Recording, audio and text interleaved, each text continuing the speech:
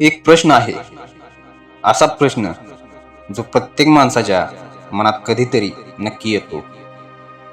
जर आज तुमचा शेवटचा दिवस असेल तर तुम्ही तयार आहात का? जर आता ह्या क्षणी तुमचा श्वास थांबला तर पुढे काय होईल? अंधार, शांतता की काहीतरी असं जे तुम्ही कधी कल्पनाही केली नसेल? गरुड पुराणात सांगितलेलं सत्य हे फक्त ऐकण्यासाठी नाही, हे समजण्यासाठी आहे. कारण हे तुमच्याबद्दल आहे, तुमच्या शेवटाबद्दल आणि कदाचित तुमच्या पुढच्या सुरुवातीबद्दल. मृत्यू हा शब्द ऐकला की बहुतेक लोक घाबरतात. पण का? कारण आपल्याला माहित नाही पुढे काय आहे. आपण सगळे जगतो पण कोणीच जाणून घेत नाही. मरण म्हणजे शेवट आहे की सुरुवात? गरुड पुराण सांगतं, मृत्यू हा शेवट नाही, तो एक दरवाजा आहे ज्याच्या पलीकडे एक नवीन प्रवास सुरू होतो. पण तो प्रवास कसा असेल हे ठरतं तुमच्या आजच्या कर्मावर. तुम्ही कसे जगता, तुम्ही काय करता, तुम्ही कोणाला दुखवता आणि कोणाला मदत करता, सगळ्यांचा हिशोब होतो. आणि तोही एकदम बारीक सारीक. गरुड पुराणानुसार जेव्हा माणसाचा शेवट जवळ येतो तेव्हा काही संकेत दिसायला लागतात. सर्वात आधी मन अस्वस्थ होतं. अचानक भीती वाटायला लागते, कारण आत काहीतरी बदलत असतं. शरीर हळूहळू साथ सोडायला लागतं.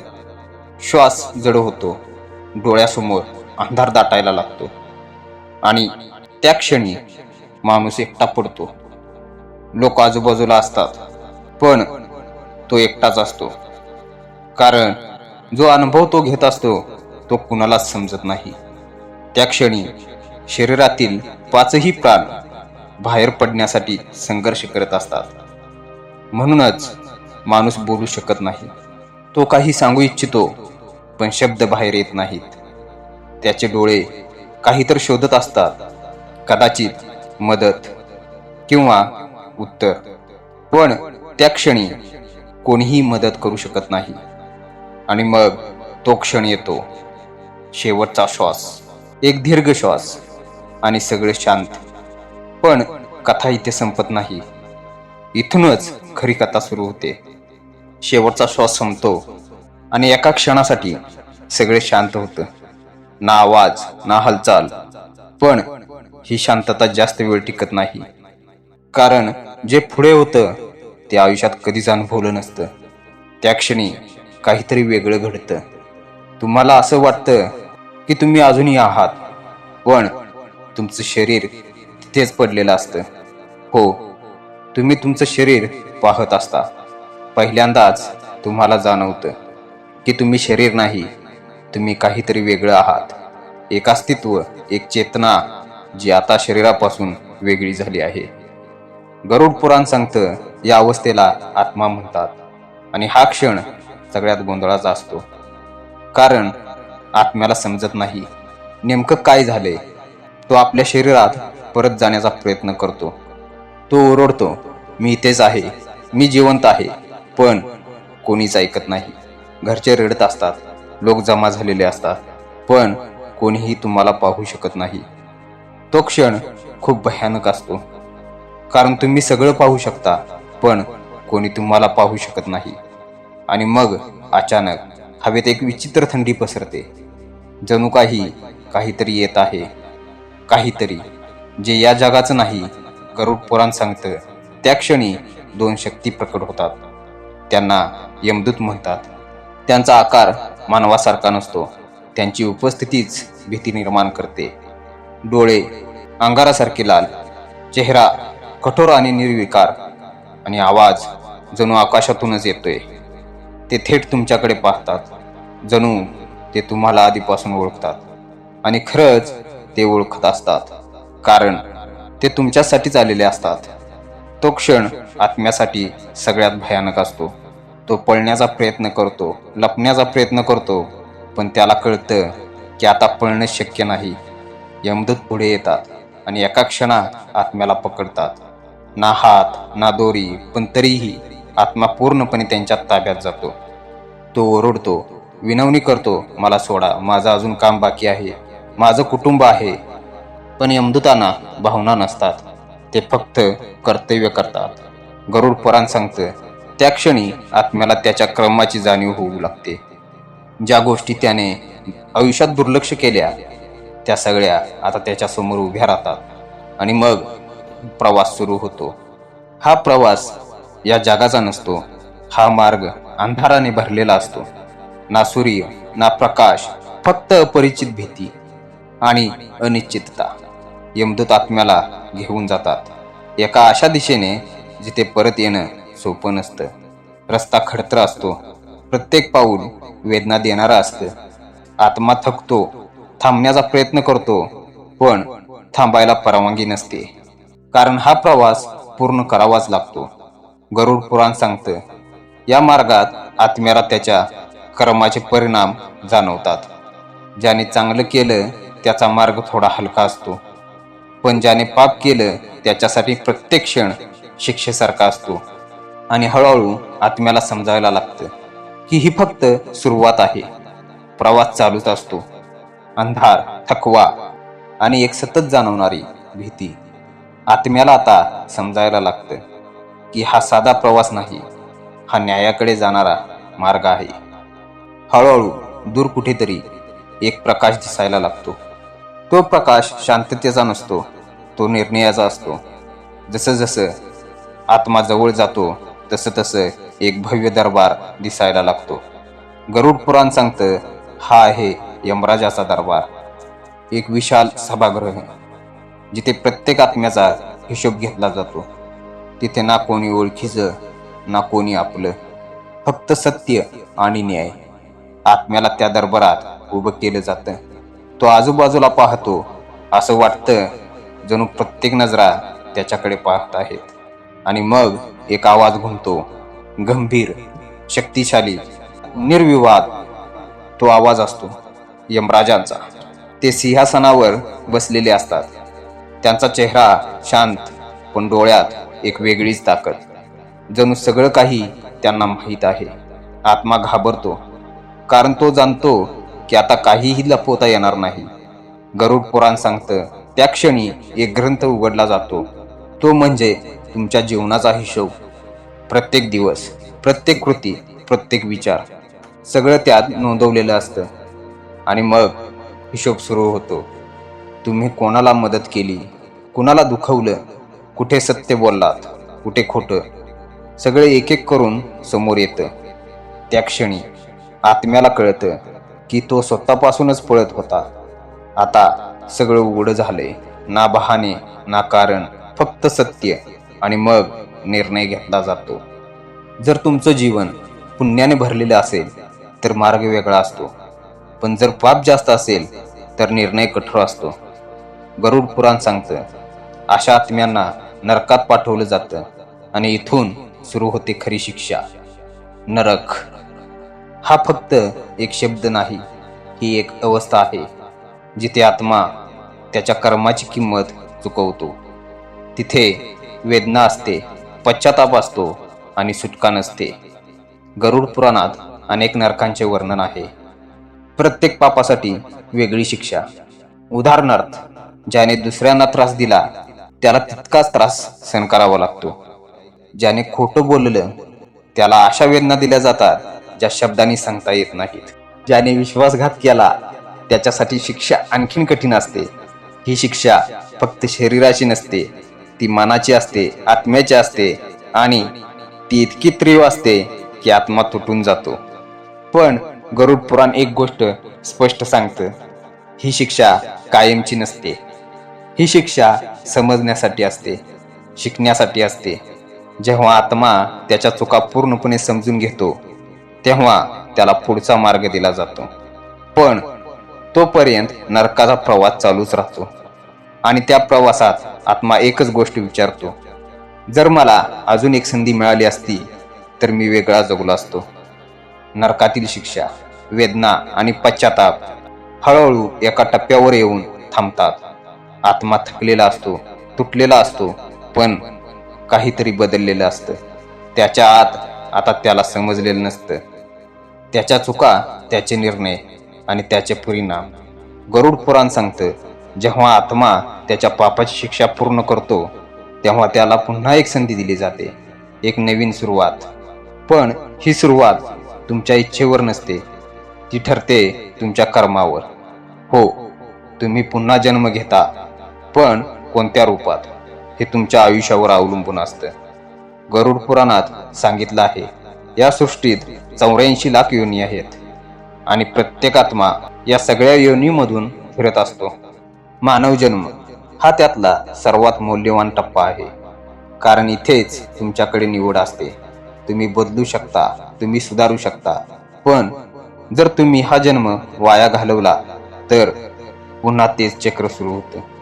गरुड पुराण सांगतं, ज्याने आयुष्यात फक्त स्वार्थ केला, दुसऱ्यांना दुखवलं, अन्याय केला, त्याला खालच्या योनीत जन्म मिळतो.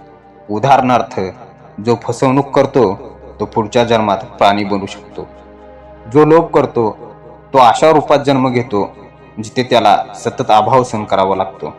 जो इतरांचा अपमान करतो तो अशा परिस्थितीत जन्म घेतो जिथे त्याला स्वतःचा सन्मान गमवावा लागतो. गरुड पुराण सांगतं, आपल्या प्रत्येक कृतीचं बीज आपण आज पेरतो आणि त्याचं फळ आपल्याला पुढच्या जन्मात मिळतं. म्हणूनच आज जे काही घडतंय ते अचानक नाही, ते आपल्या भूतकाळाचे परिणाम आहेत. आणि आज आपण जे करतोय ते आपल्या भविष्याचं कारण आहे. हा नियम कधीच बदलत नाही. ना वेळ बदलतो, ना परिस्थिती. कर्माचा हिशोब नेहमी अचूक असतो. आणि म्हणूनच मानव जन्म खूप महत्वाचा आहे, कारण इथेच तुम्ही तुमचं भविष्य बदलू शकता. तुम्ही ठरवू शकता की पुढचा जन्म कसा असेल. गरुड पुराण आपल्याला घाबरवत नाही, ते आपल्याला सावध करतं. ते सांगतं की जीवन हे फक्त जगण्यासाठी नाही, ते समजण्यासाठी आहे, ते सुधारण्यासाठी आहे आणि ते मुक्त होण्यासाठी आहे. कारण या 84 लाख योनीच्या चक्रातून बाहेर पडणं हेच खऱ्या अर्थानं मोक्ष आहे. पण हा मार्ग सोपा नाही. तो फक्त जागरूकतेने आणि योग्य कर्मानेच मिळतो. आणि म्हणून आज तुम्ही काय करता हे खूप महत्वाचं आहे, कारण तेच ठरवणार आहे तुमचं उद्याचं सत्य. मृत्यू झाला, प्रवास झाला, न्याय झाला, पण प्रत्येक आत्म्याला पुढचा मार्ग लगेच मिळतो का? गरुड पुराण सांगतं, नाही. काही आत्मा मध्येच अडकून राहतात, ना पूर्णपणे पुढे जाऊ शकतात, ना परत येऊ शकतात. या अवस्थेला म्हणतात प्रेतयोनी. ही अवस्था सगळ्यात वेदनादायक मानली जाते, कारण इथे आत्मा जिवंतही नसतो आणि पूर्ण मुक्तही नसतो. तो अडकलेला असतो स्वतःच्या इच्छांमध्ये, अपूर्ण गोष्टींमध्ये आणि त्याच्या कर्माच्या बंधनात. गरुड पुराण सांगतं, जेव्हा एखाद्या व्यक्तीचा मृत्यू अचानक होतो, अपघात, आत्महत्या किंवा अकाली मृत्यू, तेव्हा आत्म्याला त्याचा प्रवास समजत नाही. तो गोंधळलेला असतो. तो अजूनही त्याच जागी अडकलेला असतो. जिथे त्याने शेवटचा श्वास घेतला तो आपल्या घराभोवती फिरतो, आपल्या लोकांना पाहतो, त्यांच्याशी बोलण्याचा प्रयत्न करतो, पण कोणीच ऐकत नाही. आणि हीच सगळ्यात मोठी वेदना असते. गरुड पुराण सांगतं, अशा आत्म्यांना शांती मिळण्यासाठी विधी आवश्यक असतात. श्राद्ध, पिंडदान हे फक्त परंपरा नाहीत, हे एक माध्यम आहे ज्याद्वारे आपण त्या आत्म्याला ऊर्जा देतो, अन्न देतो आणि मार्ग दाखवतो. जर हे केलं नाही तर आत्मा भटकत राहतो, भुकेला, तहानलेला, अस्वस्थ. म्हणूनच गरुड पुराणात सांगितलं आहे, मृत्यूनंतरचे 13 दिवस खूप महत्वाचे असतात. या काळात केलेले विधी आत्म्याच्या पुढील प्रवासाला दिशा देतात. 11वा दिवस विशेष मानला जातो, कारण या दिवशी आत्म्याला ऊर्जा मिळते आणि त्याचा मार्ग स्पष्ट होतो. यानंतर सपिंडीकरण हा विधी केला जातो, ज्यात त्या आत्म्याला त्याच्या पितरामध्ये सामील केले जातं आणि तो प्रेत अवस्थेतून बाहेर पडतो. गरुड पुराण सांगतं, जर हे सगळं योग्य पद्धतीने झालं तर आत्म्याला शांती मिळते आणि तो पुढे जाऊ शकतो. पण जर हे दुर्लक्षित केलं तर आत्मा अडकून राहतो आणि त्याची वेदना वाढत जाते. आता एक महत्वाचा प्रश्न, आजच्या काळात हे सगळं खरंच महत्वाचं आहे का? गरुड पुराण सांगतं हो, कारण हे फक्त धर्म नाही, हे एक कनेक्शन आहे. जिवंत आणि मृत यांच्यातला आदराचा, कर्तव्याचा आणि प्रेमाचा. जेव्हा तुम्ही श्राद्ध करता तेव्हा तुम्ही फक्त विधी करत नाही, तुम्ही त्या आत्म्याला सांगत असता, तुम्ही एकटे नाही, आम्ही तुमच्या सोबत आहोत. आणि हीच भावना त्यांना मुक्तीकडे घेऊन जाते. गरुड पुराण आपल्याला एक गोष्ट शिकवतं, जीवन फक्त आपल्यासाठी नाही, ते आपल्या आधीच्या आणि पुढच्या पिढींसाठी आहे. आपण जे करतो त्याचा परिणाम फक्त आपल्यावर नाही तर आपल्या संपूर्ण वंशावर होतो. म्हणूनच कर्तव्य आणि संस्कार हे खूप महत्त्वाचे आहेत आणि यातूनच मुक्तीचा मार्ग सुरू होतो. प्रवास मृत्यूने सुरू झाला, न्यायातून गेला, शिक्षा भोगली, पुन्हा जन्म मिळाला आणि काही आत्मे मुक्तही झाले. पण एक प्रश्न अजूनही उरतो, या सगळ्यांचा शेवट काय? गरुड पुराण सांगतं, शेवट नाही, फक्त एक ध्येय आहे, मोक्ष. मोक्ष म्हणजे काय? तो स्वर्ग नाही, तो फक्त सुख नाही, तो काही मिळवणं नाही, तर सगळ्यापासून मुक्त होणं आहे. जन्म, मृत्यू, दुःख आणि या अखंड चक्रातून बाहेर पडणं. गरुड पुराण सांगतं, जोपर्यंत आत्मा कर्माच्या बंधनात अडकलेला आहे तोपर्यंत त्याला परत यावंच लागतं, पुन्हा पुन्हा, नवीन शरीरात, नवीन आयुष्यात. पण जेव्हा तो समजतो की तो शरीर नाही, तो मन नाही, तो फक्त एक शुद्ध चेतना आहे, तेव्हा बदल सुरू होतो आणि याच बदलातून मोक्षाचा मार्ग तयार होतो. पण हा मार्ग सोपा नाही, तो मिळतो जागरूकतेने, सत्याने आणि निष्काम कर्माने. गरुड पुराण सांगतं, जीवनाचा खरा उद्देश फक्त जगणं नाही तर समजणं आहे. आपण कोण आहोत, का आलो आहोत आणि कुठे जाणार आहोत हे समजणं हीच खरी सुरुवात आहे. आपण सगळे या जगात येतो काहीतरी मिळवण्यासाठी, पण शेवटी आपण काहीच घेऊन जात नाही, ना पैसा, ना नाव, ना प्रतिष्ठा, फक्त आपले कर्म आणि आपल्या कृतींचा ठसा. गरुड पुराण सांगतं, ज्याने आयुष्यात सत्याचा मार्ग निवडला, दुसऱ्यांना मदत केली आणि स्वतःला ओळखलं, तोच या चक्रातून मुक्त होतो. बाकी सगळे परत येतात पुन्हा आणि पुन्हा. म्हणूनच आत्ताच एक निर्णय घ्या, तुम्ही कसं जगणार, फक्त जगण्यासाठी की समजून घेण्यासाठी? कारण आज तुम्ही जे कराल तेच ठरवणार आहे तुमचा शेवट आणि तुमची पुढची सुरुवात.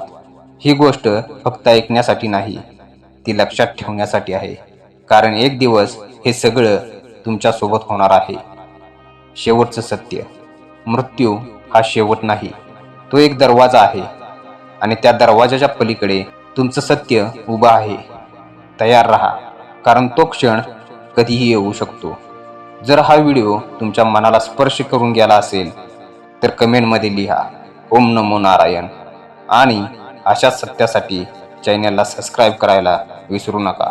जय हिंद, जय महाराष्ट्र.